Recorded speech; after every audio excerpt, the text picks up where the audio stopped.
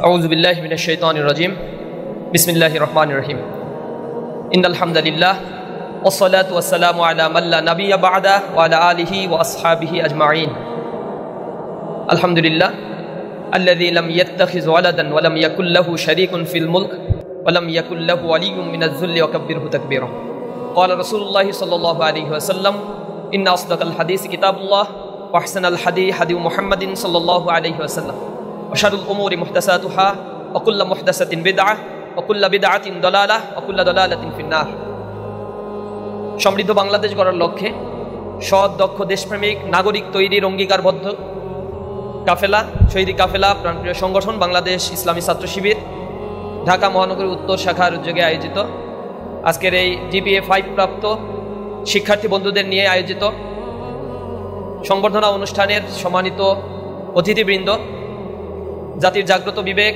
সাংবাদিক বন্ধুগণ, উপস্থিত প্রিয় অভিভাবকবৃন্দ এবং আজকের প্রোগ্রামের মধ্যমণি যাদের নিয়ে আজকের এই প্রোগ্রামের আয়োজন করা হয়েছে, যাদের উপস্থিতি কলকাকলিতে আজকের এই প্রোগ্রাম মুগ্ধ হয়েছে, সেই জিপিএ 5 প্রাপ্ত শিক্ষার্থী বন্ধুরা, আসসালামু আলাইকুম ওয়া রাহমাতুল্লাহি ওয়া বারাকাতুহু। আপনারা সবাই ভালো আছেন? মুখ বেজার কেন সবার? এরকম জিপিএ 5 পাওয়ার পরে তো আমরা অনেক হাসছি, কারণ আমরা মনে করতাম এই জিপিএ 5 মানে হচ্ছে আলটিমেটলি আমার জীবনে অনেক কিছু পেয়ে গেছি এবং নিজের ভিতরে একটা অন্যরকম ফিলিংস তৈরি হতো। আমি তো মেধাবী, কারণ আমি অনেকের মধ্যে অন্যতম। এই অন্যতম আমাকে করেছে আমার রেজাল্ট। কেন এটা বললাম? আপনারা যারা এখানে আছেন, আপনারা যদি একটু রিকল করেন, আপনারা দেখবেন যখন আপনারা ক্লাস 1-এ ভর্তি হয়েছিলেন তখন আপনাদের সাথে 26 লক্ষ ছাত্রছাত্রী যাত্রা শুরু করেছিল, কিন্তু 10 বছর পরে এই যাত্রায় আপনারা আপনাদের 7 লক্ষ ছাত্রছাত্রীকে খুঁজে পান নাই। আপনাদের বন্ধুরা ক্লাস 1, 2, 3, 4 এরকম 10 পর্যন্ত আসতে আসতে বা 9-এ রেজিস্ট্রেশন করার আগ পর্যন্ত 6 লক্ষ 7 লক্ষ ঝরে পড়ে গেছে। আপনাদের সাথে অবশ্য 9-এ রেজিস্ট্রেশন করেছিল, সেই সংখ্যাটা আপনারা হয়তো আমার চাইতে ভালো জানেন, 19,28,000 স্টুডেন্ট আপনাদের সাথে রেজিস্ট্রেশন করেছিল। কিন্তু দুর্ভাগ্য, আপনারা যখন 2 বছর পরে পরীক্ষার খাতায় পরীক্ষায় বসেছেন তখন আপনাদের সাথে মাত্র 19,01,000 সামথিং স্টুডেন্ট আপনাদের সাথে পরীক্ষা দিতে বসেছিল। তার মানে 2 বছরের ব্যবধানে যারা রেজিস্ট্রেশন করেছিল, যাদের ইচ্ছা ছিল, বাবা মার স্বপ্ন ছিল এই সন্তান পরীক্ষা দিয়ে ভালো কিছু করবে, জীবনে অনেক বড় কিছু করবে, তাদের মধ্য থেকে অন্তত 26 থেকে 27,000 স্টুডেন্ট যারা হয়তো কোনো কারণে মারা গিয়েছে, অথবা পারিবারিক অভাব অনটনের কারণে পরীক্ষায় বসতে পারে নাই, অথবা অন্য যে কোনো কারণে তাদের নসিবে, তাদের ভাগ্যে এসএসসি পরীক্ষা দেওয়ার সুযোগটা হয় নাই। তা আল্লাহ রাব্বুল আলামিন সেই জায়গা থেকে আপনাকে সিলেক্ট করেছে, এটা আল্লাহর একটা বড় অনুগ্রহ। এর মধ্য থেকে আবার যারা পরীক্ষা দিয়েছে তাদের ভিতরে 68% পাস করেছে। গতকাল আবার দেখলাম খাতা রিভিউ করার পরে 256 বা সামথিং এরকম আরও কিছু পাস করেছে। তো এটা কোনো সিগনিফিকেন্ট অ্যামাউন্ট না, এতে পার্সেন্টেজের উপরে খুব বেশি প্রভাব পড়ে নাই। 68% পাস করেছে, 32% ফেল করেছে, অর্থাৎ 6 লক্ষ স্টুডেন্ট আপনাদের সাথে এই জার্নিতে আর সামনে প্রমোটেড হতে পারে নাই, উত্তীর্ণ হয়নি, তারা ফেল করেছে। এই আপনাদের সাথে যে 13 লক্ষ স্টুডেন্ট পাস করলো তাদের মধ্য থেকে আবার আপনারা একটু এক্সেপশনাল হয়ে গেলেন। আপনাদের ভেতরে আবার 1,39,034 জন, গতকালকে আবার কিছু এ প্লাস এক্সট্রা বেড়েছে, সব মিলে হয়তো 1,39,000, এখানে 150 বা 200 স্টুডেন্ট আপনারা এ প্লাস পেয়েছেন, জিপিএ 5 পেয়েছেন।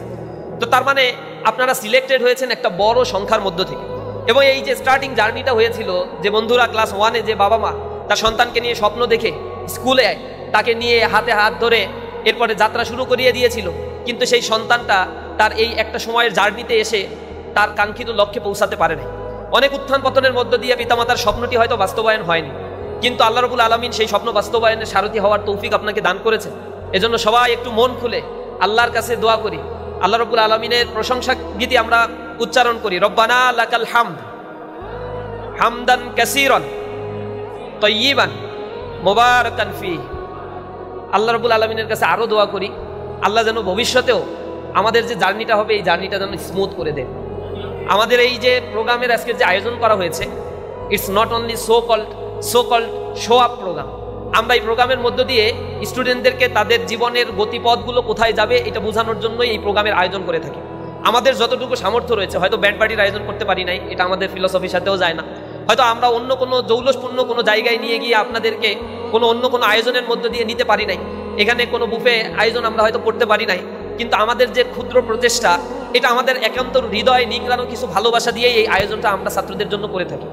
আপনারা এটা অন্যভাবে নেবেন না, যে এখানে এসে 1.5-2 ঘন্টা বক্তব্য শোনায় ধরাই দিবে মাত্র 200-300 টাকার, হয়তো কিছু ইনস্ট্রুমেন্ট, একটা ক্রেস্ট, একটা ফুল, আর যাওয়ার সময় কিছু স্ন্যাক্স দিয়ে বিদায় করে দিল, আর কথা শোনাইলো এত এত, মনে হচ্ছে সব ধর্মীয় অনুষ্ঠানের আয়োজন করছে এখানে। এটা বললে তো এখানে আসতামই না।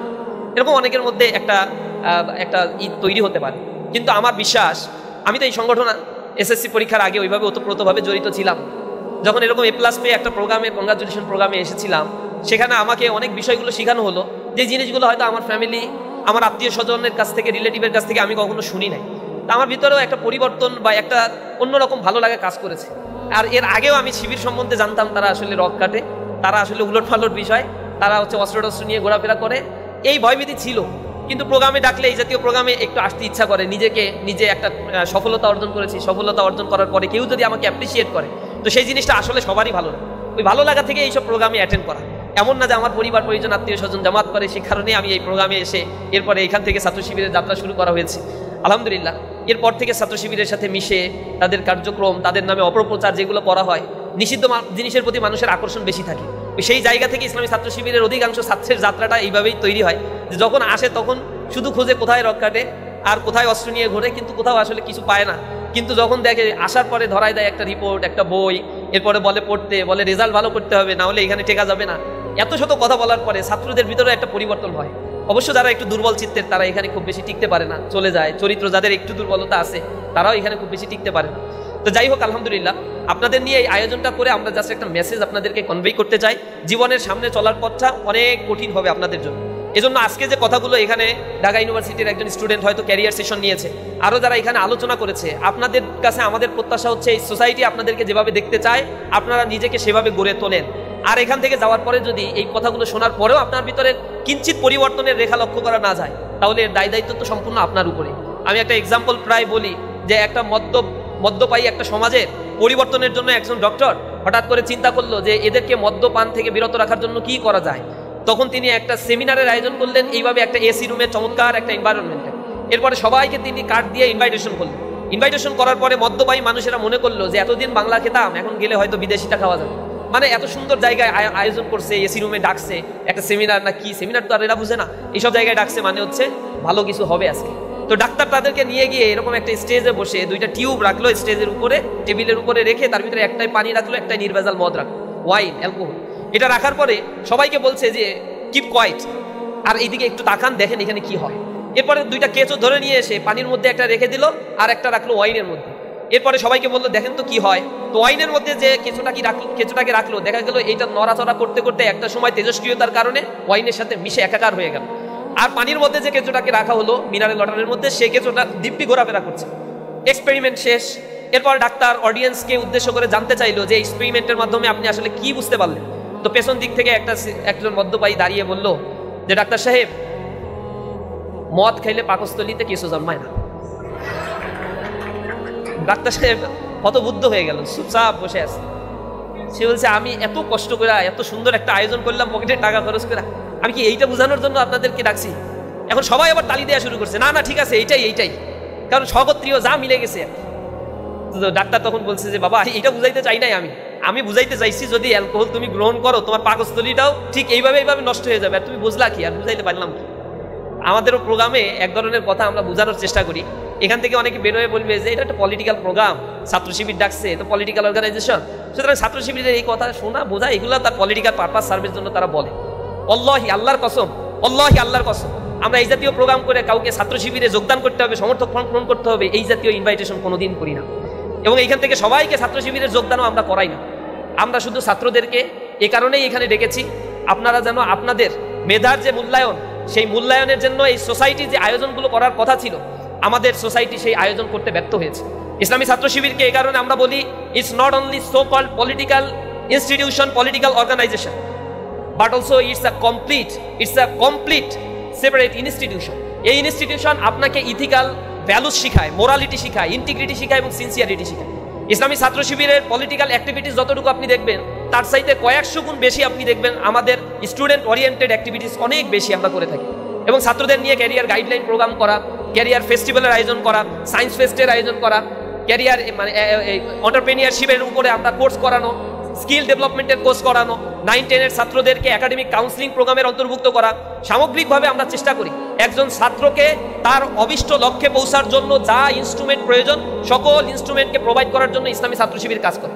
ইভেন আপনি দেশের বাইরেও যদি হায়ার স্টাডি করতে যান তাহলে ইসলামী ছাত্র শিবিরের বাংলাদেশ সহ সারা পৃথিবীর সব জায়গায় ইসলামী ছাত্র শিবিরের ভাইদেরকে আপনারা পাবেন, যেখানে আপনাকে স্বাগত জানিয়ে সেখানে একাডেমিক হেল্প করার জন্য আমাদের ভাইয়েরা প্রস্তুত হয়ে থাকে। আলহামদুলিল্লাহ সেই জায়গাটা ইসলামী ছাত্র শিবির দীর্ঘদিন ধরে কাজ করার মধ্য দিয়ে, পরিশ্রমের মধ্য দিয়ে তৈরি করতে পেরেছে। এখন আপনাদেরকে মাথার ভিতরে কয়েকটা বিষয় রাখতে হবে প্রিয় বন্ধুরা। আজকে এ প্লাস পেয়ে যারা ঢাকার এই বুকে নিজেদেরকে উৎফুল্লিত করছেন, আনন্দ চিত্তে আছেন, আপনাদেরকে মাথায় রাখতে হবে সামনের দিনের কতগুলো চ্যালেঞ্জ আপনার সামনে অপেক্ষা করছে। আপনি এ প্লাস পেয়ে এখানে এসেছেন তার মানে এই না যে এটাই আপনার জীবনের আলটিমেট সাকসেস। একাডেমিক সাকসেসের জন্য এটা হচ্ছে একটা একটা স্টেপ, আপনি অগ্রগামী হলেন, যা অন্যরা পারে নাই। কিন্তু আপনাকে মাথায় রাখতে হবে আপনারা যে 1,39,000 এ প্লাস পেয়েছেন, গত বছর এটা ছিল 1,80,000। এই 1,39,000 এ প্লাসের মধ্য থেকে এইচএসসিতে যখন আপনারা 2 বছর পরে পরীক্ষা দিবেন তখন কিন্তু এত এ প্লাস পায় না। গত বছর এইচএসসি পরীক্ষার রেজাল্টে দেখা গিয়েছে মাত্র 92,000 এ প্লাস পেয়েছে। যাদের 2 বছর আগে এসএসসি পরীক্ষা যারা দিয়েছিল, গত বছরই তো তারা এইচএসসি পরীক্ষা দিল, তার 2 বছর আগে তারা এসএসসি পরীক্ষা দিয়েছিল, সেখানে তাদের এ প্লাসের পরিমাণ ছিল প্রায় 1.5 লক্ষের উপরে, 1,60,000-এর উপরে তারা এ প্লাস পেয়েছিল। কিন্তু এইচএসসিতে যখন তারা পরীক্ষা দিল এটা হয়ে গেল 92,000। বিগত 17 বছরের স্ট্যাটিস্টিক্স যদি আপনারা একটু ঘাটেন তাহলে দেখতে পাবেন এসএসসিতে যারা এ প্লাস পায় তাদের একটা বড় অংশ এইচএসসিতে গিয়ে আর এ প্লাস পায় না। মোর দ্যান 40% স্টুডেন্ট যারা এইচএসসিতে গিয়ে আর এ প্লাস পাচ্ছে না। এটার কারণটা কি আসলে? আবার যারা এসএসসিতে এ প্লাস পাচ্ছে না, এ গ্রেড পাচ্ছে, তাদের একটা বড় অংশ এইচএসসিতে গিয়ে এ প্লাস পেয়ে যায়। তার মানে ক্যালকুলেশন করে দেখা গেল এইচএসসিতে যারা এ প্লাস পাচ্ছে তাদের একটা বড় অংশ অর্থাৎ 50% আছে যারা আসলে এসএসসিতে মানে এসএসসির এ প্লাস প্রাপ্তদের 50%-এর মতো আছে যারা এইচএসসিতে গিয়ে আর এ প্লাস পাচ্ছে না। এখন আপনাদের জন্য তাহলে অবস্ট্রাগলটা কোথায়? এখন ধরেন 92,000 আপনারা 2 বছর পরে বা 95,000 এ প্লাস পাইলেন, আপনারা খুবই মেধাবী, 95,000 এ প্লাস এই ব্যাচ থেকে পেয়ে গেল সামহাউ। এখন এই যে 95,000 এ প্লাস পাওয়ার পরে তো আপনাদের নেক্সট একটা স্টেপ হচ্ছে ইউনিভার্সিটি অ্যাডমিশন। আপনারা মেডিকেলে ভর্তি হতে চান, সেখানে 4300 সিট আছে বা 4500 সিট সরকারি মেডিকেলগুলোতে। এখানে যদি আপনি ভর্তি হতে চান তাহলে অন্তত 1,30,000 বা 35,000 স্টুডেন্টকে আপনার কমপ্লিট করতে হবে। এরপরে যদি আপনি ইঞ্জিনিয়ারিং বিশ্ববিদ্যালয় 4টায় বুয়েট, কুয়েট, রুয়েট, চুয়েট এখানে ভর্তি হতে চান অন্তত 4,500-এর মতো সিট আছে এখানে, অথচ পরীক্ষা দিবে প্রায় 80 থেকে 90,000 স্টুডেন্ট। এর বাইরেও আপনার মাথায় রাখতে হবে অন্য বিশ্ববিদ্যালয়ে যোগ করে সব মিলে 54 থেকে 55,000 সিট হয়তো আপনার জন্য আছে। তো 54,000 সিট আর ইঞ্জিনিয়ারিং মেডিকেল সব যদি যোগ করা হয় 62,000 সিট আছে। এর মধ্যে থেকে কিছু সাবজেক্ট আছে যাতে কেউ পড়তে চায় না, বাধ্য হয়ে পড়ে, যেমন বাংলাদেশে জব সেক্টর নাই, পালি, উর্দু, ফার্সি, তারপরে আরো এরকম কিছু সাবজেক্ট আছে যেগুলোর আসলে স্পেসিফিক জব সেক্টর বাংলাদেশে নাই, তাকে অনার্স শেষ করে সুইচ করতে হয় তার একাডেমিক এক্সিলেন্সিটা। তো এরকম সাবজেক্টগুলো যদি আমি বাদ দেই যেগুলোতে সাধারণত ছাত্ররা এ প্লাস প্রাপ্ত ছাত্ররা পড়তে চায় না, তাহলে বাংলাদেশে সব মিলে পাবলিক ইউনিভার্সিটিতে 55 থেকে 56,000 সিট আছে যেগুলো মেডিকেল, ইঞ্জিনিয়ারিং বিশ্ববিদ্যালয় এবং পাবলিক ইউনিভার্সিটি সব যোগ করে পাওয়া যায়। এখন চিন্তা করেন আপনারা 1,49,000, 39,000 এ প্লাস পাইলেন, কিন্তু ইউনিভার্সিটিগুলো আপনাদেরকে ধারণ করার মতো ক্যাপাসিটি তাদের হাতে নাই। সেখান থেকে আসলে 60,000-এর মতো পড়াশোনা করতে পারবে, বাকি যে একটা বিশাল অংশ 80,000 এ প্লাস প্রাপ্ত স্টুডেন্ট যারা এসএসসিতে পেয়েছে তাদের পক্ষে ইউনিভার্সিটিতে পড়া সম্ভব হবে না। সুতরাং চ্যালেঞ্জটা অনেক বেশি। কিন্তু এখানে ফার্স্ট ইয়ারে অনার্স কলেজে ভর্তি হবেন, সরকারি বিজ্ঞান কলেজ, নটরডেম কলেজ, এক্সট্রা মানে বিভিন্ন কলেজে আপনারা ভর্তি হন। ভর্তি হওয়ার পরে এই জায়গায় ফার্স্ট ইয়ারে কিছু ছাত্র বন্ধু বান্ধব আপনারা পাবেন যারা বলবে first year is rest year, second year don't care. এরকম কেয়ার টিয়ার সারা যখন চলতে থাকবেন আর ইন্টারমিডিয়েট পরীক্ষার খাতায় বসে মাথার চুল, চোখের পানি, নাকের পানি সব একাকার করবেন, তখন আসলে কোনো লাভ নাই। সময় থাকতে সচেতন হওয়াটা দরকার। আপনার এসএসসির এই রেজাল্টটা আপনার আসলে কোনো ভ্যালুই অ্যাড করতে পারবে না যদি আপনি কোনো ইউনিভার্সিটিতে অ্যাডমিশন নিতে না পারেন। এইচএসসি ডাবল এ প্লাস আপনার কোনো ভ্যালুই অ্যাড করতে পারে না যদি আপনি একটি ভালো সাবজেক্টে পাস করে অন্য কোনো জায়গায় আপনার ক্যারিয়ারটাকে সুন্দরভাবে সেটেল করতে না পারেন। আপনার ক্যারিয়ার সেটেল ভালো না হলে কেউ আপনারা কোনো দিন জিজ্ঞাসা করবে না এসএসসি আর এইচএসসি এর রেজাল্টটা কি। এটাই জীবনের শেষ। যেমনিভাবে ক্লাস 2, 3, 4, 5 এর রেজাল্ট এসএসসি রেজাল্টের পরে আর কেউ কোনোদিন জিজ্ঞাসা করে না। কোনোদিন আপনাকে কেউ জিজ্ঞাসা করবে না ক্লাস 8 এর তোমার রেজাল্ট কি ছিল, 9 এর রেজাল্ট কি ছিল। অথচ বাবা মারা 7, 8, 9, 10 এর রেজাল্ট নিয়ে খুবই কেয়ারফুল থাকে, কারণ তার ভবিষ্যৎটা যেন ভালো হয়। এসএসসি রেজাল্টটা ঠিক এমন, এইচএসসিতে যদি ভালো করতে না পারেন অনেক ইউনিভার্সিটিতে এইচএসসি রেজাল্টের উপরে একটা মার্কস আপনাকে কাউন্ট করে দেয়। সুতরাং এই যে 2 বছরের যে সময়টা, এটাকে আমরা বলছি this is the transitional period of your life, it's so much crucial. এই 2 বছরের সময়টাকে তোমার আইডেন্টিফাই করে দেবে ভবিষ্যৎ তোমার কিভাবে বিনির্মাণ করা হবে। এই 2 বছরের লেখাপড়ার স্ট্র্যাটেজি তোমাকে আইডেন্টিফাই করে দেবে 2 বছর পরে গিয়ে আসলে তুমি কোথায় নিজেকে দাঁড় করাবো। আমি এখানে দাঁড়ায় আছি, আমার আইনে পড়ার খুব ইচ্ছা ছিল, এখানে অ্যাডমিশন পরীক্ষা দিয়ে ঢাকা বিশ্ববিদ্যালয় বা অন্য অন্য জায়গায় যেখানে চান্স পাইছি, আইনে আমার নসিবে জোটে নাই। রাজশাহী বিশ্ববিদ্যালয়ে গিয়েছি, সেখানে আইনে পড়ার জন্য সব সাবজেক্টে চান্স পেলেও আইনে যে ওয়েটিংয়ে যে চান্স পাচ্ছে, মানে আমার আসলে আল্লাহ রাব্বুল আলামিন কপালে লেখে নাই যে আইনে আমার ভর্তি হইতে হবে। তো রাগ হয়ে গিয়ে যাই অন্য আরেকটা সাবজেক্ট ইকোনমিক্সে যে ভর্তি হইলাম। তো আমাদের একটা প্রত্যাশা থাকে, ক্লাস 6 থেকে এক ধরনের স্বপ্ন দেখছি আইনজীবী হব, বিচারপতি হব, কিন্তু একটা পর্যায়ে এসে অনার্সের সাবজেক্ট যখন আমি পাই না, অ্যাডমিশনে যখন ভালো সামনের দিকে রেজাল্ট করতে পারি না, তখন আমার পক্ষে আসলে আইনে পড়া সম্ভব হয় নাই। অনেকের মানে ডাক্তারি পড়া ছোটবেলা থেকে অদম্য স্পৃহা, বাবা জন্মের আগেই স্বপ্ন দেখা শুরু করে আমার একটা ছেলে হলে ডাক্তারি পড়াও। সে ছেলে আসলে ডাক্তারি পড়তে চাই কি চায় না, এটা তো বাবার চিন্তা করারও সময় নেই। এরপরে ছেলের মধ্যে একটা প্রত্যাশা জাগ্রত হয়, তাকে ইঞ্জিনিয়ারিং পড়তে হবে, ডাক্তারি পড়তে হবে, কিন্তু একটা পর্যায়ে গিয়ে দেখে তার বায়োলজি ভালো লাগে না, অথচ তার ডাক্তার হইতে ইচ্ছা করে। একটা সময় গিয়ে তার দেখা গেল হায়ার ম্যাথ দেখলেই গায়ে 106 ডিগ্রি জ্বর আসে, অথচ তার ইচ্ছা হচ্ছে, একান্ত ইচ্ছা সে বুয়েটে পড়বে। তো যার হায়ার ম্যাথ ভালো লাগে না, ফিজিক্স ভালো লাগে না, সে বুয়েটে কেমনে পড়বে? যার বায়োলজি ভালো লাগে না, সে মেডিকেলে কেমনে পড়বে? এরকম ক্যারিয়ারের মধ্যে ডিসঅ্যাসপাইরেশনটা আমাদের মধ্যে যখন অনেক বিগেস্ট আকার ধারণ করে, তখন ছাত্রদের একটা বড় অংশ তাদের ক্যারিয়ার থেকে ফল ডাউন করে। তোমাদেরকে মাথায় রাখতে হবে, এইচএসসির এই স্তরে তোমার যে রিজার্ভেশন বা প্রত্যাশা, তুমি যেখানে পড়তে চাও, যা করতে চাও, এজন্য কিন্তু সব কিছু এখন ওপেন। আমাদের সময় হয়তো এত বেশি আর্টিফিশিয়াল ইন্টেলিজেন্সের ব্যবহার ছিল না, আমাদের সময় কোডিংগুলো এত ব্যবহার করা যেত না, ইনফরমেশন এত অ্যাভেলেবেল ছিল না, কিন্তু মাত্র 5-7 বছরের ব্যবধানে টেকনোলজি যেভাবে আপগ্রেডেশন হয়েছে, তাতে তোমাদের কাছে ইনফরমেশন সো মাচ অ্যাভেলেবেল। এই জায়গায় দাঁড়িয়ে নিজেকে যাচাই বাছাই করা, নিজের রাস্তাকে পরিশীলিত করা, এবং এখানে কম্পিটিশনের এই যুগে দাঁড়িয়ে নিজেকে কম্পিটিশনে এগিয়ে নিয়ে যাওয়ার জন্য পড়াশোনার কোনো বিকল্প নাই। তোমরা এই বছরের রেজাল্টেও দেখেছো, মেয়েদের রেজাল্টের পরিমাণ অনেক ভালো হচ্ছে আলহামদুলিল্লাহ। আমরা যখন এসএসসি পরীক্ষা দিয়েছিলাম, তখন মেয়েদের মধ্যে 30% হচ্ছে পাস করতো বা A+ পাইতো, আর 70% ছিল ছেলেরা। ছেলেদের আস্তে আস্তে এমন অধপতন, আর মেয়েরা আস্তে আস্তে পড়াশোনার দিকে এত ঝুঁকছে যে এই দুইয়ের মধ্যে এখন আরেকটা ইমব্যালেন্স তৈরি হচ্ছে। আমার আশঙ্কা কিছুদিন পরে ছেলেদের জন্য কোটা সিস্টেম চালু করতে হবে, যে আসলে কোটা সিস্টেম না হইলে তো এরা A+, যেমন এইবারও A+ মেয়েরা বেশি পেয়েছে, মেয়েদেরকে আমরা কংগ্রেচুলেট জানাই। কিন্তু ছেলেরা যদি এইভাবে অধপতন হয়, তাহলে এটা তো দুর্ভাগ্যের বিষয়। তোমার সংসার আদি টিকবে না ঠিকঠাক মতো, তোমার মাথায় রাখা উচিত। কারণ হচ্ছে তুমি যদি চাকরি না পাও, কাজ না করো, তাহলে তোমাকে কে আসলে বিয়ে দিবে, ভবিষ্যৎটা কি হবে? এইটাকে চিন্তা করেও অন্তত একটু লেখাপড়া করা উচিত। আমাদের লেখাপড়ার দিকে একটু ঝোঁকা উচিত। ছাত্রদেরকে লেখাপড়ার থেকে বিমুখ করে দিচ্ছে অত্যাধিক পরিমাণে, মানে কোনো কিছু হইলে আমরা এবার বিস্ময়ের সাথে লক্ষ্য করলাম, যারা ফেল করছে তারা আন্দোলন শুরু করছে তাদের পাস করাই দিতে হয়। এটা কিন্তু আসলে দুর্ভাগ্যের বিষয় একটা জাতির জন্য। আমি লেখাপড়া না করে যদি সার্টিফিকেট নিয়ে পাস করি, এরকম বিনা পাশে তো একবার মেডিকেলেও ভর্তি হইতে পারছিল মনে হয়, কি একটা সিস্টেমে, ওই যে প্রশ্ন ফাঁস হওয়ার পরে ওই ব্যাচটাকে এখনো পর্যন্ত সবাই আইসোলেট করে রাখে। ওই ব্যাচের কাছে কেউ জানতে পারলে যে ওই রকম প্রশ্ন ফাঁসের ব্যাচ, ওর কাছে কেউ চিকিৎসা নিতে যায় না, ভয় পায় যে কোন সময় কি অপারেশন করে আর কি দশা হয়। তো যে ছাত্র অটো পাস নিয়ে পাস করে, ইউনিভার্সিটিতে গেলেও তার রেজাল্টের অবস্থা খুবই খারাপ, বেসিক ক্রাইটেরিয়া ফিল আপ করতে পারছে না, হায়ার স্টাডিতে যেতে গেলে অবস্টাকল, ভবিষ্যৎটা তার জন্য অন্ধকার হচ্ছে। ইন্টারমিডিয়েটের লেখাপড়াটা হচ্ছে একটা বড় বেসমেন্ট তৈরি করে, এরপরে ইউনিভার্সিটিতে যাওয়ার পরে এই বেসমেন্টটাকে আরো বেশি এক্সটেনশন করা সম্ভব হয়। এই কারণে এই সময়টায় অনেক বন্ধু বান্ধব তুমি পাবা যারা তোমার কাছে এসে বলবে যে চল না 31st নাইট, এটা তো একদিনই হয় বছরে, 21 ফেব্রুয়ারি এটা তো একদিনই হয় বছরে, 26 মার্চ এটা তো একদিনই হয় বছরে, পয়লা বৈশাখ এটা তো একদিনই আসে বছরে, আরে 2 ঈদ বছরে তো একবারই আসবে। এইভাবে করতে করতে তার একবার হিসাব করতে করতে দেখবা বছরের এক বছরে, মানে এক বছরে 365 দিনে 120 দিনই শেষ। একদিন ওই একদিনের পাল্লায় যদি কেউ পড়ে যাও, তাহলে তার খবর আছে। এখানে একটু সতর্ক থাকতে হবে যে প্রতিটা সময় তোমার জন্য খুবই গুরুত্বপূর্ণ। সামনের কম্পিটিশনে টিকে থাকতে গেলে তোমাকে অনেক বেশি অধ্যাবসায়ী হতে হবে। পরিশ্রম যদি না করো, নিজেকে যদি আইডেন্টিফাই করতে না পারো, সামনের চ্যালেঞ্জগুলোকে যদি আইডেন্টিফাই করতে না পারো, একটা সময় চলে গেলে চোখের পানি ফেলেও কোনো লাভ নাই, তোমার পাশে আসলে কাউকে পাবা না। মাথায় রাখবা, আমরা যখন ইন্টারমিডিয়েটে পড়ছি তখন ওই যে অনেক বন্ধু ছিল ক্লাসে, 150 স্টুডেন্ট, কারোর সাথে কোনো এখন আর যোগাযোগ নাই। কারণ আমি যে ভার্সিটিতে পড়ছি ওইখানে আসলে আমার সাথে আর কেউ, আমার ক্লাসের কেউ চান্স পায় না, যার ফলে আর সম্পর্কটা কাট আপ হয়ে গেছে অনেকটা। কতদিন তাদের সাথে ব্যয় করেছি, ক্লাস ফাঁকি দিয়ে নিয়ে চলে গেছে খেলাধুলা করার জন্য। তো এত বন্ডিংসটা আমাদের মধ্যে ছিল, কিন্তু ইউনিভার্সিটিতে যখন চান্স পেলাম তখন আমার আবার ফ্রেন্ড সার্কেল আলাদা। আমার প্রত্যাশা আবার অন্য লেভেলের সাথে, যে না ওদের সাথে সম্পর্ক রাখলে আমার সামনের দিকে ভবিষ্যৎ ভালো। যারা নিচের দিকে ফল ডাউন করছে তাদের সাথে আর কেউ কোনোদিন সম্পর্ক রাখে না। এগুলো হচ্ছে সাময়িক সময়ের জন্য একটা বন্ডিংস তৈরি হয়। এই বন্ডিংসগুলোকে আমরা যেন এমন না করি আমার ক্যারিয়ারের জীবনের সময়গুলোকে আস্তে আস্তে আস্তে আস্তে নষ্ট করে ফেলে। সময়টা খুবই মূল্যবান বস্তু।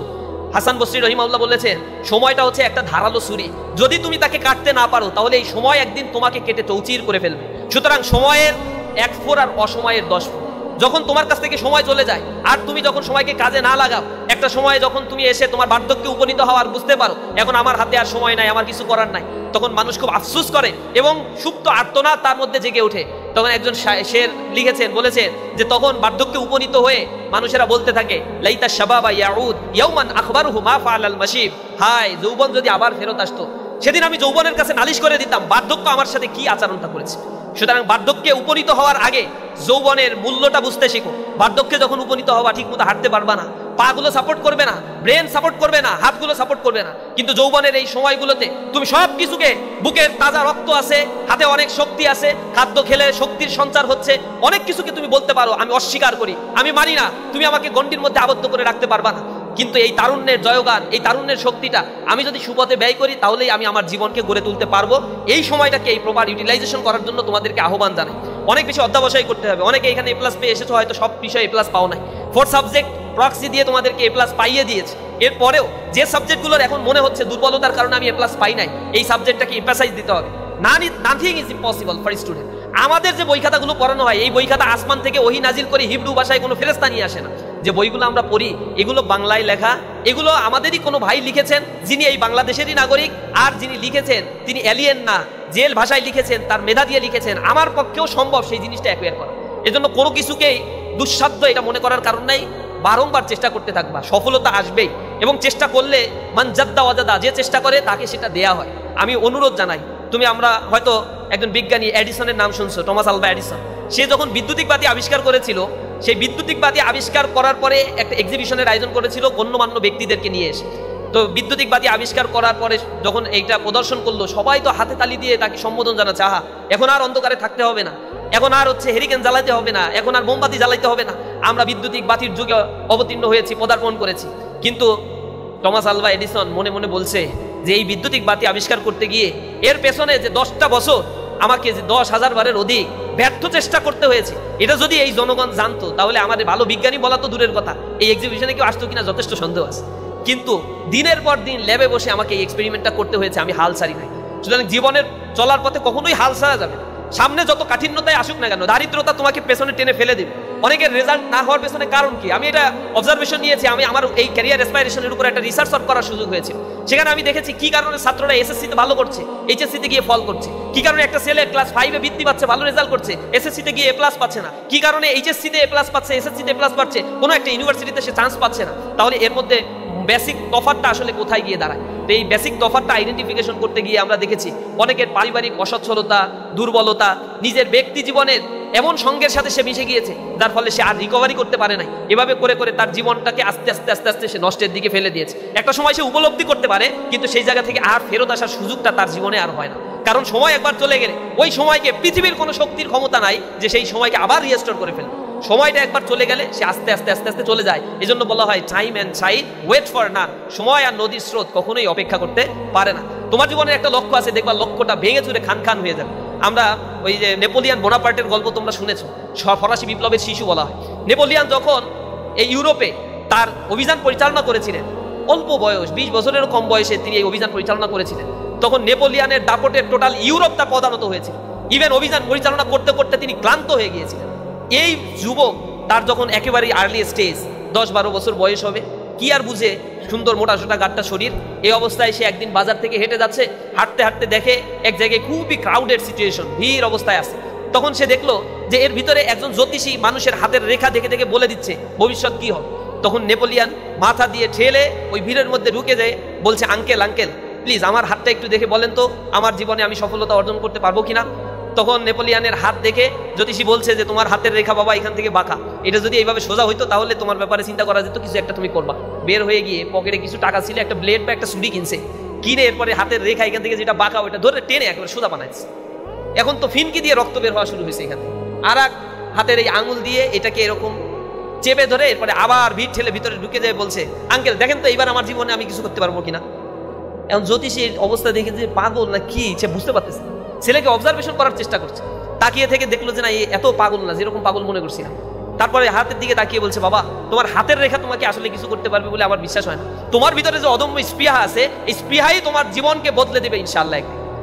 এজন্য তুমি যদি তোমার জীবনের গতিপথকে আইডেন্টিফাই করতে পারো তাহলে তোমার জীবনের সফলতা অর্জনের জন্য ইটস এনাফ। আর যদি তুমি নিজেকে মানে এই সমাজের সাথে তাল মিলিয়ে স্রোতের সাথে নিজেকে ভাসিয়ে দাও, তাহলে এই সমাজ ব্যবস্থা তোমাকে আসলে কিছুই দিতে পারবে না। এই কারণে তুমি যে টার্গেটটা তোমার জীবনে এখন করেছো, অনেকের টার্গেট আছে ডাক্তার হোক। আমি বিভিন্ন জায়গায় ক্যারিয়ার সেমিনারগুলোতে আলোচনা করতে গিয়ে শুরুতে জিজ্ঞাসা করছি, এখানে যারা তোমরা আসো তাদের মধ্যে ডাক্তার হইতে চাও কে কে, ইঞ্জিনিয়ার হইতে চাও কে কে? এই দুইটা বলার পরে হাত উঠানো শেষ, আর কিছু খুঁজে পাওয়া যায় না। এরপরে যদি বলি তোমরা মুদি দোকানদার হবা কে কে, কুলি মজদুর হইতে চাও কে কে, এটা হতে অন কাইন্ডস অফ প্রফেশন। এইটা আর কেউ হইতে চায় না, এটা কেউ হইতে চায় না, সবাই ডাক্তার ইঞ্জিনিয়ার হইতে চায়। আমার মনে হয় এগুলো যোগ করলে যা হয়, বাংলাদেশে এত রুগীও নাই, এত ডাক্তার বাংলাদেশে হইতে চায়। তো এখন এত ডাক্তার তো আসলে সবার অ্যাসপাইরেশন থাকে, কিন্তু কেউ তো হইতে পারবে না। একটা অংশ হবে যারা আসলে অনেকের মধ্যে অন্যতম। এজন্য ফ্যাসিলিটিসগুলো তোমার জন্য সবই সমান। তুমি যে বই পড়তে চাও, যে বই পড়ো, তোমার একই বই সরকার কর্তৃক নির্ধারিত করা হয়েছে আরেকটা স্টুডেন্টের জন্য। সুতরাং সুবিধা সবার জন্য একই, কিন্তু পার্থক্য সৃষ্টি করে তোমার পরিশ্রম। তুমি যদি পরিশ্রম করতে পারো, যে প্রত্যাশা তোমার রয়েছে সেই প্রত্যাশাকে তুমি আপহোল্ড করতে পারো, তোমার জীবনে তুমি সফলতা অর্জন করতে পারো। সক্রেটিসের একটা গল্প প্রায় বলি। তিনি বলেছেন, একটা সেমিনারে এরকম আলোচনা করছেন, একটা ছেলে খুবই আগ্রহী হয়ে সেমিনার শেষে দাঁড়িয়ে সক্রেটিসের কাছে বলছে, একবারে 14-15 বছর বয়স, বাবরি কাটা চুল, সুন্দর চেহারা, গিয়ে বলছে যে uncle, can you tell me how can I success in my life, I want to be a successful person in the world. তখন সক্রেটিস তাকে বলছে যে বাবা, তুমি যদি সফলতা অর্জনের গল্প শুনতে চাও, এখানে অনেক গল্প বলা যাবে না, তুমি আগামীকাল নদীর পাড়ে আমার সাথে দেখা করো। সক্রেটিস আগে গিয়ে দাঁড়িয়ে আছে, ছেলেটা ইনটিন করে গেছে সক্রেটিসের সাথে দেখা করতে। সক্রেটিস দেখার সাথে সাথে ঘাড়ে হাত দিয়ে তাকে পানির ভিতরে নামাই দিচ্ছে। দুইজনই হাঁটতেছে, বুক সমান পানি, ছেলেটা কিছুই বুঝতে পারছে না। হঠাৎ করে সক্রেটিস পিছনের বাবরি কাটা চুল ধরে এরপরে পানির মধ্যে চুপায় ধরছে। ছেলেটার ফর্সা, যত উপরে ওঠার চেষ্টা করে তাকে তত পানির নিচে চুবিয়ে ধরে। একটা পর্যায়ে হাঁসফাঁস করছে, নিঃশ্বাস নিতে পারছে না। তখন তার চেহারার আকৃতি বিবর্ণ আকৃতি ধারণ করলো। সক্রেটিস দেখলো যে আর কিছু সময় যদি তাকে পানির ভিতরে রাখি তার সাবলীলা সাঙ্গ হবে, সুতরাং তাকে উঠানোর পরে ছেলেটা কতক্ষণ হাঁসফাঁস করে নিঃশ্বাস নিচ্ছে। এরপরে তাকে ডাঙায় নিয়ে আসলো। ছেলে তখনও হাঁপাচ্ছে, নিঃশ্বাস নিতে না পেরে কষ্ট হচ্ছে, হাঁপাচ্ছে। তখন সক্রেটিস তাকে একটু শান্ত হওয়ার পরে বললো যে বাবা, পানির নিচে এতক্ষণ পর্যন্ত যে ছিলা, কি চাচ্ছিলা তুমি, আকুলভাবে কি প্রার্থনা করছিলে? তখন ছেলেটা বলছে, আঙ্কেল, বাতাস চাচ্ছিলাম, বাতাস। তখন সক্রেটিস বললো যে বাবা, ওই সময় পানির ভিতরে যদি বাতাস না দিয়া একটা সোনা, রূপা, হীরা, চাঁদি এগুলো দেওয়া হইতো, এগুলো নিয়ে তুমি খুশি থাকতে পারতা না? বলছো ওগুলো দিয়ে কি করো? আমি যদি নাই বাজি, আমার বাতাসই যদি না হয়, অক্সিজেনই যদি না পাই, তাহলে ওই সোনা, দানা, হীরা, জহরা দিয়ে কি করো? তখন সক্রেটিস তাকে বললো যে বাবা, সফলতার কোনো রহস্য নাই। তুমি যেই জিনিসটা চাও সেই জিনিসটা যদি ঠিক এইভাবেই চাও, তাহলেই তুমি তোমার জীবনে সফলতা অর্জন করতে পারবে। সফলতার জন্য তুমি, আমি যা চিন্তা করি, মনে হচ্ছে এবিজে আবুল কালাম আজাদের কথা এখানে হয়তো আসার কথা। সে বলছে যে স্বপ্ন হচ্ছে সেই জিনিস যা তোমাকে ঘুমাতে দেয় না। যেটা তোমাকে ঘুমাতে দেয় ওটা তো কোনো স্বপ্ন হইতে পারে না। মানে সেরা খাতায় শুয়ে লাখ টাকার স্বপ্ন দেখার মতো, আমি এরকম হবো ওরকম হবো, কিন্তু বই পড়তে ইচ্ছা করে না, সময় উল্টাপাল্টা ব্যয় করতে ইচ্ছা করে। সকালে 10টা পর্যন্ত ঘুমাই, রাতে অনেক রাত পর্যন্ত ফেসবুক টিপতে থাকি। এরপরে সকালে যদি নামাজ পড়ি তো পড়ি, সাথে সাথে আবার নামে সানি। দ্বিতীয় ঘুম না দিলে তো এটা স্ট্যাটাসের সাথে মিললো না। একটা মানে একটা আছে না, আমি হচ্ছে একটা স্ট্যাটাস ধারণ করি, সকাল 9টা-10টা পর্যন্ত না ঘুমাইলে তো স্ট্যাটাসের সাথে মিলে না। অথচ early to bed and early to rise makes him and healthy, wealthy and wise. প্রত্যুষে যদি ঘুমাতে যাও আর দ্রুত ঘুম থেকে ওঠো, তাহলে তুমি কয়েকটা ক্যারেক্টারিস্টিক তুমি পাবা। আর যদি তুমি এইগুলা না করো, তাহলে গ্যাস্ট্রিক, আলসার, এরপরে কিডনির রোগ, নানা ধরনের বাজে বাজে রোগে আক্রান্ত হয়ে যাও। অল্প বয়সে হার্ট স্ট্রোক করে মারা যাওয়ার পরিমাণ বাংলাদেশে বেড়ে যাচ্ছে। বাংলাদেশে একটা পেশা আছে যেই পেশায় কোনো লস নাই, একটা হসপিটাল দিলে ওর জীবনে আর কোনো সমস্যা নাই, ওইটা আর লস হয় না। কারণ বাংলাদেশে রুগীর কোনো সমস্যা নেই। বাংলাদেশে যত লোক তার চাইতে বেশি হয় রুগী, রোগের কোনো শেষ নাই। এটা হচ্ছে আমাদের অনিয়ন্ত্রিত জীবন ব্যবস্থা। সুন্নতে নববীর আলোকে জীবন যাপন যদি আমরা করতে পারতাম, আমাদের দ্বারা অনেক কিছুই সম্ভব ছিল। যে মেধাটা আল্লাহ রাব্বুল আলামিন আমাকে দিয়েছে, এটা ইউটিলাইজেশন আমি করি না। যে মেধাটা তোমাকে দিয়েছে, এগুলো সাইন্টিফিক অ্যানালাইসিস করে দেখা গিয়েছে 1.5 কেজির একটা মগজ আল্লাহ দিয়েছে। এই মগজটার যে পাওয়া, তা পৃথিবীর কোনো সুপার কম্পিউটারের সাথে কম্পেয়ারেবল না। পৃথিবীর অন্যতম একটি পাওয়ারফুল সুপার কম্পিউটার, যাকে ক্রেওয়ান সুপার কম্পিউটার বলা হয়। এই সুপার কম্পিউটার 1 ন্যানো সেকেন্ডে 400 মিলিয়ন ক্যালকুলাস করতে পারে। জটিল ক্যালকুলাস দিয়ে প্রেস করবা, 1 ন্যানো সেকেন্ডে 400 মিলিয়ন ক্যালকুলাস করে দিতে পারে। মানুষের এই মস্তিষ্ককে অ্যানালাইসিস করে দেখা গিয়েছে, এটা যদি মাইক্রোচিপস যন্ত্রগুলো পাশাপাশি বসিয়ে এই মস্তিষ্কের পাওয়ার যে পরিমাণে রয়েছে, এখানে যে পরিমাণে নিউরন উৎপাদন হচ্ছে, এগুলোকে যদি ইউটিলাইজ করে একটা মেশিনারি ডিভাইসে কনভার্ট করা সম্ভব হয়, তা তৈরি করতে অন্তত 20,000 কোটি টাকার প্রয়োজন হবে। 20-এর পরে 17টা শূন্য, বিশাল একটা অ্যামাউন্টের প্রয়োজন হবে। এই টাকা দিয়ে যদি কেউ বানাইতেও পারে, এটা রাখার জন্য যে স্পেসের প্রয়োজন হবে, 100 তলা বিশিষ্ট 18 থেকে 20টা বিল্ডিং পাশাপাশি রাখতে যে পরিমাণে স্পেসের প্রয়োজন হয়, ওই চিপসটা বসাতে ঠিক তার চেয়ে মানে সেই পরিমাণে স্পেসের প্রয়োজন হবে। এর বিদ্যুতের তো অভাব নাই, মানে কয়েক হাজার মেগাওয়াট বিদ্যুৎ লাগবে শুধু এটা চালানোর জন্য। ক্যান ইউ ইমাজিন কি পাওয়ারফুল আল্লাহ রাব্বুল আলামিন তৈরি করে রাখছে। আর বলা হয়েছে এই মস্তিষ্ক যদি প্রপারলি ইউটিলাইজ করা যেত, মানুষ তো 1% 2%ও ব্যবহার করতে পারে, এটা যদি 100% ব্যবহার করা যেত, 1 ন্যানো সেকেন্ডে সেখানে 10,000 বিলিয়ন ক্যালকুলাস করার সক্ষমতা অর্জন করতো মানুষের এই মস্তিষ্কটা। অর্থাৎ একটা সুপার কম্পিউটার অনর্গল কাজ করবে, 1 বছর যদি সে অনর্গল কাজ করে উইদাউট এনি ইন্টারাপশন, তাহলে মানুষের মস্তিষ্কের মাত্র 1 মিনিটের কাজ সে করতে পারে। তাহলে কত নিয়ামত আল্লাহ দিয়ে দিয়েছে। আল্লাহ রাব্বুল আলামিন এই জন্য মানুষের দিকে তাকিয়ে বলছেন যে তুমি তোমার দিকে তাকাও, দেখো কত চমৎকার ভাবে মানুষকে আমি সৃষ্টি করে দিয়েছি, আমার সৃষ্টিগুলোর দিকে তাকাও আর তুমি কৃতজ্ঞতা জ্ঞাপন করো। তোমার দৃষ্টি বারবার ফেরত আসবে তোমার দিকে, তুমি অকৃতজ্ঞ হওয়ার কোনো সুযোগ পাবা না। তোমার যে মেধাটা আল্লাহ রাব্বুল আলামিন দান করছে, দয়া করে সেটার যেন ইউটিলাইজ করি। আমাদের যুবকদের হাতে আজকে আমাদের এই শিক্ষা কারিকুলাম, শিক্ষা ব্যবস্থার কারণে আমাদের যুবকদের আমরা ব্যবহার করতে পারছি না। আর এটা ব্যবহার করতে না পারার কারণে আজকে জাতি যে অপরিণামদর্শী একটা ভবিষ্যতের দিকে যাচ্ছে, এটা হয়তো তোমরা স্টেজে বুঝতে পারছো না। আমরা কিছুটা ইকোনমিক্স পড়ার কারণে কিছুটা হইলেও আজ করতে পারি, জাতি এক অপরিণামদর্শী ভবিষ্যতের দিকে যাচ্ছে। কারণ সে জাতি তার ডেমোগ্রাফিক ডিভিডেন্ডকে কাজে লাগাতে ব্যর্থ হচ্ছে। ডেমোগ্রাফিক ডিভিডেন্ড হচ্ছে একটা নির্ধারিত সময় একটা দেশের কর্মক্ষম জনসংখ্যার পরিমাণ যখন সবচেয়ে বেশি থাকে তখন সেটাকে ডেমোগ্রাফিক ডিভিডেন্ড বলে। বাংলাদেশে বর্তমানে 9% আছে ডিপেন্ডেন্সি পিপল, যা বাংলাদেশের জন্য অবিস্মরণীয় একটা জিনিস। এটা আবার বাংলাদেশ পাবে 100 বছর পরে গিয়ে, 100 বা 80 বছর পরে গিয়ে এই সিচুয়েশন পায়। পৃথিবীর যে দেশ এই ডেমোগ্রাফিক ডিভিডেন্ড পায়, সেই দেশ যদি এই ডেমোগ্রাফিক ডিভিডেন্ডকে ইউটিলাইজ করে তাহলে তারা সুপার পাওয়ারে পরিণত হয়। তুমি তাকাও আমার পার্শ্ববর্তী সিঙ্গাপুরের দিকে, হংকং এর দিকে, চায়নার দিকে, মালয়েশিয়ার দিকে, এরপরে স্ক্যান্ডিনেভিয়ান দেশ, সুইডেন, ডেনমার্ক, জাপান, জার্মান, ওই দেশগুলো কেন উন্নতির স্বর্ণশিখরে আরোহণ করেছে? কারণ সে তার ডেমোগ্রাফিক ডিভিডেন্ডকে ইউটিলাইজ করছে। চায়না যখন বাংলাদেশ স্বাধীনতা অর্জন করেছিল, চায়নায় কমিউনিস্ট রিভলিউশন হয়েছিল 1949-এ, এরপর থেকে দীর্ঘ সময় ধরে তারা একটা স্ট্রাগলের মধ্যে চলেছে। এরপরে তারা 1976 সালে যখন মাও সেতুং এর মৃত্যু হলো, নতুন একটা অর্থনৈতিক বন্দোবস্তের ডাক দিয়ে জে জিয়াওপিং তিনি ক্ষমতায় আসলেন। তিনি ক্ষমতায় আসার পরে সেখানে নতুন একটা অর্থনৈতিক বন্দোবস্ত চালু করে দিল, সম্পদের উপরে মানুষকে এম্পাওয়ার্ড করা হলো। এরপর থেকে চায়নার ইকোনমি 1975-76 সালে যা ছিল, বাংলাদেশের ইকোনমি একেবারে সেম ছিল, বা কিছু কিছু ক্ষেত্রে চায়নার ইকোনমি আরো খারাপ ছিল, বাংলাদেশের অর্থনীতি আরো ভালো ছিল। কিন্তু আজকে পৃথিবীতে অর্থনীতির দিক থেকে সবচেয়ে বড় সুপার পাওয়ার হচ্ছে চায়না, যেটা আমেরিকার অর্থনীতিকেও এখন টপকে যাচ্ছে বিভিন্ন ক্ষেত্রে। আজকে পৃথিবীর কোনো জায়গা থেকে তার ইম্পোর্ট করতে হয় না, সারা পৃথিবীর সব জায়গায় সে এক্সপোর্ট করে। ট্রিলিয়ন ডলার সে ইনভেস্ট করে রাখছে। সে ঢাকা শহরের মতো একটা ছোট্ট একটা সিটি, বা ঢাকার চাইতেও ছোট একটা সিটি সে তৈরি করছে হংকং, ম্যাকাও আর গুয়াংপু রিভারের পাশে। সেই জায়গাটাকে বলা হয় গ্রেটার বে এরিয়া। এই গ্রেটার বে এরিয়ার যে ইকোনমিক ভ্যালু, সেটা বর্তমানে $2.2 ট্রিলিয়ন। এটা 4 বছর পরে হয়ে যাবে $4.8 ট্রিলিয়ন। এটা পৃথিবীর সবচেয়ে লার্জেস্ট ইকোনমিক হাব তারা তৈরি করছে গুয়াংজুতে। Can you imagine? এত বিশাল অর্থনীতি তারা মাত্র 40 বছরের মধ্যে রিফরমেশন করতে পারলো। তাদের মাথাপিছু আয় 140 কোটি মানুষের মাথাপিছু আয়। এদের মাথাপিছু আয় বাংলাদেশের মতো এত শুভঙ্করের ফাঁকি না। এদের গিনি কোএফিসিয়েন্ট খুবই ক্লোজলি রিলেটেড। গিনি কোএফিসিয়েন্ট বলতে বোঝায় হচ্ছে ইনকাম ডিসপারশন লেভেল, অর্থাৎ আমার ইনকাম হচ্ছে 5,000 টাকা, 10,000 টাকা, ওই ভাইয়ের ইনকাম হচ্ছে 1 লাখ টাকা, তো দুইজনেরটা যোগ করলাম 1,10,000 টাকা, 2 দিয়ে ভাগ দিয়ে দিলাম, দুইজনের মাথাপিছু আয় হচ্ছে 55,000 টাকা। অথচ বলছে রিক্সায়ও চড়তে পারে না, আর আরেকজন হচ্ছে এসি রুমে ঘুমায়। এই হচ্ছে শুভঙ্করের ফাঁকি। এগুলো হচ্ছে 2882 মার্কিন ডলারের ব্যাকগ্রাউন্ডের হিসাব। 5% মানুষের কাছে দেশের 80% সম্পদ জিম্মি হয়ে আছে। Can you imagine? আর বাদ বাকি 20% সম্পদ আমার মতো এরকম লেইম্যানরা ভোগ করে থাকে।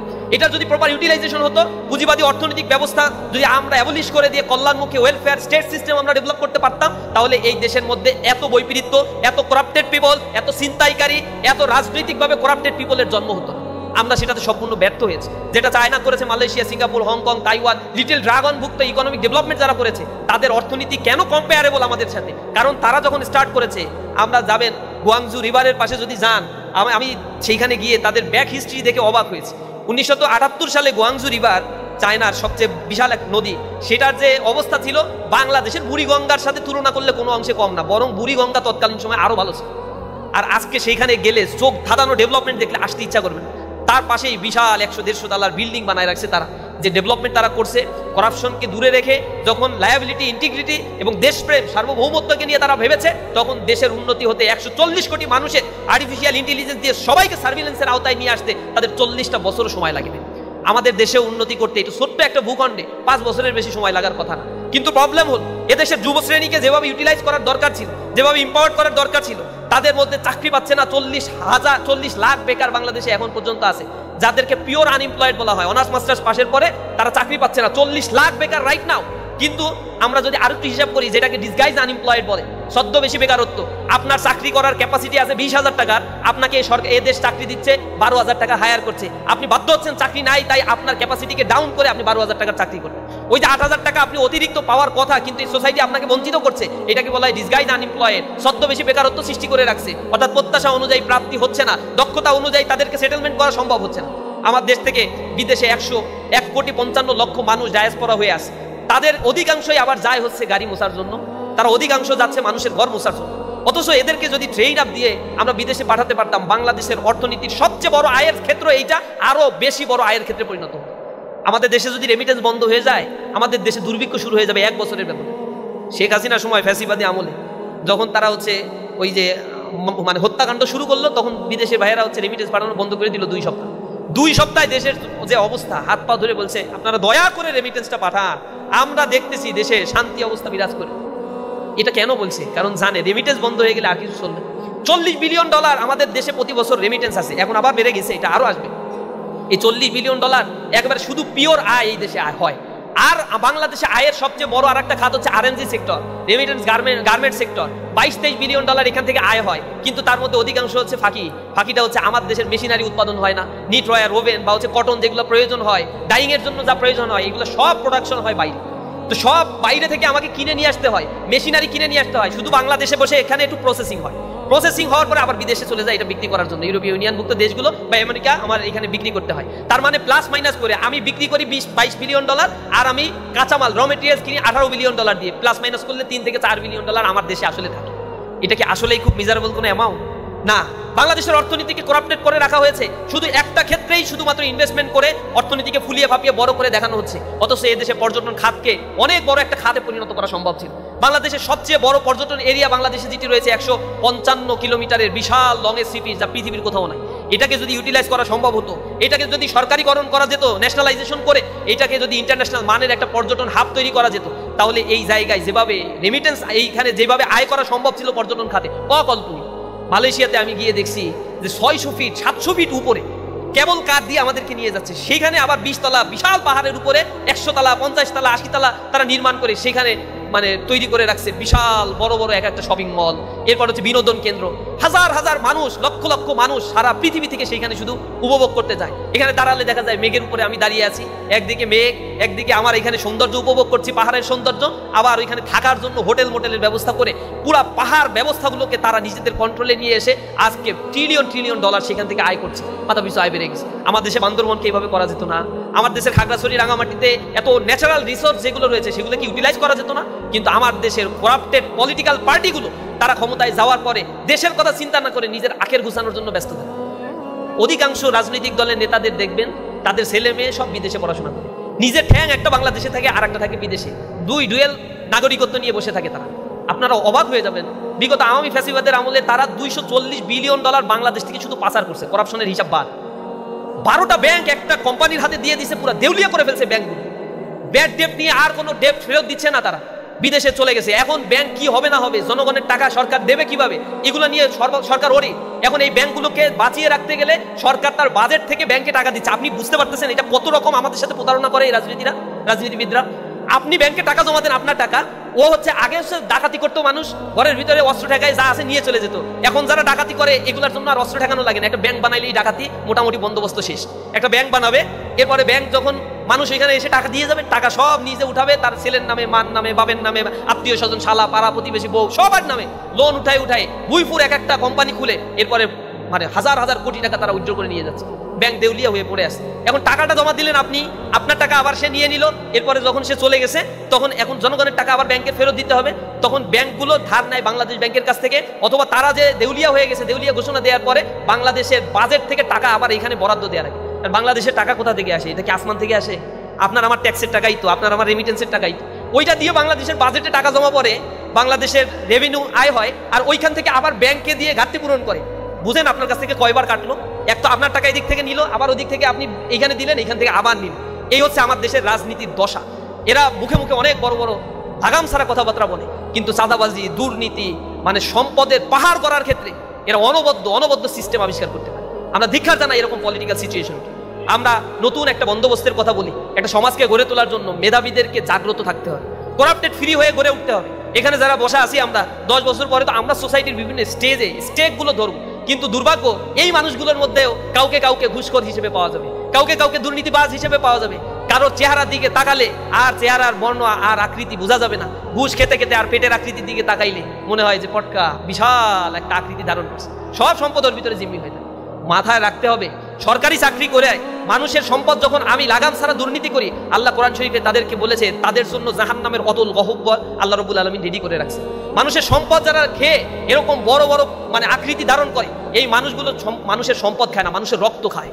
এই টাকাগুলো সে উপার্জন করে তার স্ত্রীর জন্য, তার ভাইয়ের জন্য, তার মায়ের জন্য যে সম্পদ কেনে, এগুলো মানুষের চোখের পানি, এগুলো কোনো সম্পদ নয়। এই পানি একসময় অভিশাপ হয়ে দাঁড়ায়। এ কারণে তারা গ্যাস্ট্রিক, আলসার, ক্যান্সার, নানা ধরনের রোগে আক্রান্ত হয়ে সংসারের মধ্যে অশান্তি বাসা বাঁধে। তাদের টাকা উপার্জিত এই অবৈধ টাকার মাধ্যমে যে সন্তানের জন্ম হয়, তাদের মধ্য থেকে ঐশীর মতো সন্তানের জন্ম হয়, যারা তার বাবাকে কুপিয়ে হত্যা করতে দ্বিধা সংকোচ করে না। মাদকের অর্থ খুঁজে না পাওয়ার কারণে, না দেওয়ার কারণে জবাই করে কোপায়ে কুড়াল দিয়ে কুপিয়ে এই গাজীপুরে সন্তানকে হত্যা করছে আমরা দেখছি। এরপরে হত্যা করার পরে বাপ একেবারে নির্দয় সাক্ষী দিচ্ছে যে আমার সন্তানকে মেরে ফেলছি, এখন আর কি হবে, আমিও বাঁচলাম ও বাঁচল। এই হচ্ছে আমাদের সোসাইটির চরিত্র হয়ে পড়ছে, মাদকাসক্ত হয়ে পড়ছে এই যুব সমাজ। আমাদেরকে এই জায়গা থেকে ফেরত আসতে হবে। মেধাবীরা আগামীর দিনের ভবিষ্যৎ। আজকে যারা এখানে বসে আছো তারাই হচ্ছে আগামীর বাংলাদেশ বিনির্মাণ করবা। তোমাদেরকে একটা হিজিমনি দিয়ে যখন কালচারাল একটা সিস্টেমের মধ্যে ফেলে দিয়ে নিজস্ব গণ্ডির মধ্যে আবদ্ধ করে রাখা হয়, ওটিটি প্ল্যাটফর্মের মধ্যে দিয়ে এমন অশ্লীল ভিডিও আমাদের মধ্যে ছড়িয়ে দিচ্ছে, লেখাপড়ার সময়গুলো আমরা অপব্যয় করে পাবজি না আবে আর কি জিটি আছে এগুলো খেলতে খেলতে জীবনের একটা বড় সময় আমরা ব্যয় করে ফেলছি। অথচ যৌবনের সময়টা পড়াশোনার সময় ছিল, এই সময়টা নিজেকে গড়ার সময় ছিল। যখন আমি এই সময়টা অপব্যয় করে ফেলি, তখন আর আমার পেছনের দিকে তাকানোর আর কোনো সুযোগ থাকবে না। আমরা তোমাদেরকে আজকে সতর্ক করার জন্য এখানে ডেকে অনেক কথাগুলো বললাম। হয়তো এই কথা শোনার পরে অনেকের খারাপ লাগবে। আমি এগুলোর ঘোর বিরোধিতা করি যে একজন সন্তানকে ইন্টারমিডিয়েটে এসএসসিতে এ প্লাস পাওয়ার পরেই বাপের সামর্থ্য থাকলেই একটা বাইক কিনে দেওয়া উচিত না, বাপের সামর্থ্য থাকলে অনেক কিছু দেওয়া উচিত না। আমি দেখছি আমার ইউনিভার্সিটিতে একজন বড় মাপের একজন প্রফেসর, সে হচ্ছে আমাদের বেশ বড় জায়গায় মানে স্টুডেন্ট অ্যাফেয়ার্সের মূল দায়িত্বে ছিল। সেই ব্যক্তির 2 সন্তান আমার ইউনিভার্সিটির স্কুলেই পড়তো। স্কুলে পড়াকালীন সময়ে তারা বিভিন্ন প্রতিযোগিতায় অংশগ্রহণ করতো। প্রতিযোগিতায় তার বাবা প্রধান অতিথি, কিন্তু সন্তানের পরিচয় দিলে খুব রুষ্ট হতো সে, আপনার সন্তান ফার্স্ট হয়েছে, বলছে খবরদার, এখানে সাধারণ ছাত্রদের মতো সে এখানে আসবে। গাড়িতে আসে, মানে ওয়াইফ হাজব্যান্ড দুইজনই ভালো মানের, একজন আর্কিটেকচার এবং ইউনিভার্সিটির প্রফেসর, দুইজনই হচ্ছে 2টা ফ্যাকাল্টির ডিন। তো তারা হচ্ছে সন্তানকে গাড়িতে করে নিয়ে আসবে না, বলবে তোমার জন্য হচ্ছে স্কুলের যে ভ্যান আছে এই ভ্যানে করে যাবা, তুমি তো টাকা ইনকাম করো না, তোমার বাপ টাকা ইনকাম করে, সুতরাং তুমি যখন এরকম ইনকাম করবা তুমি খরচ করো, তোমার জন্য যা প্রয়োজন অতটুকুই দেবো। পৃথিবীতে চলতে গেলে অ্যাডাপ্টেশন কোয়ালিটি যদি তুমি ডেভেলপ করতে না পারো, স্ট্রাগলে তুমি টিকবা না। এ কারণে ওই যে একটা গানের মধ্যে আপনারা শুনছেন, একজনে করে ধন, এক পুরুষে করে ধন, আর এক পুরুষ খায়, আর এক পুরুষ আইসা দেখে খাবার কিছু নাই আমার 3 পুরুষ। বাপের যার সম্পদ বেশি থাকে তার সন্তান লালন পালন হইতে খুব কষ্ট হয়। জীবনে স্ট্রাগল তারা তো দেখে নাই। পৃথিবীতে দেখবা যেখানে স্ট্রাগল করে মানুষগুলো গিয়েছে তারাই পৃথিবীতে সাস্টেইন করছে, তারপরের প্রজন্ম আর ঠিকঠাক মতো সাস্টেইন করতে পারে না, এক প্রজন্ম পরে আবার গ্যাপ হয়ে যাচ্ছে। আমরা আশা করি সেই গ্যাপটা আমরা করবো না। আমরা নিজেকে আত্মপ্রত্যয়ী হিসেবে স্বনির্ভরশীল করে গড়ে তুলবো, এই দেশটাকে আমরা ভালোবাসবো। আজকে যেভাবে তোমাদেরকে এখানে কংগ্রাচুলেশন জানানো হয়েছে, জীবনের প্রতিটি স্তরে তোমরা যেন সেই সফলতা অর্জন করো। আল্লাহ রাব্বুল আলামিন আখিরাতেও তোমাদেরকে সেই সফলতা দান করো, এই আশাবাদ ব্যক্ত করে আমার কথা শেষ করছি। আসসালামু আলাইকুম ওয়া রাহমাতুল্লাহি ওয়া বারাকাতুহু।